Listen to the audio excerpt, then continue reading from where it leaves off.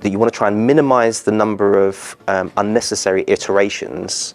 So the product owner might say, oh, here's what I want. You go off and build what you think they said, and you come back, and then they say, well, that's not really what I asked for. What I really want is this, and they tell you what's wrong with what you've just done. And then you go off and you iterate again, and you come back, and you might go through several iterations. By having a conversation, so for example, and then you just write down a few words very concisely. For example, if this happens, would this be the outcome? And they can say, no, that's not quite what we meant. So you can iterate more quickly around a set of examples. And then the value of having those automated is that they protect that functionality from unexpected or unintended change.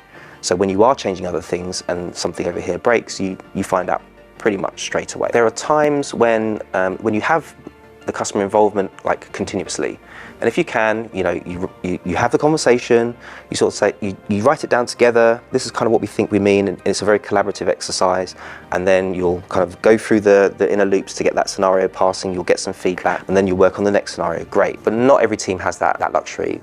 Some teams, they'll see the product owner for an hour on Monday, and maybe an hour on Friday, and in between they're too busy.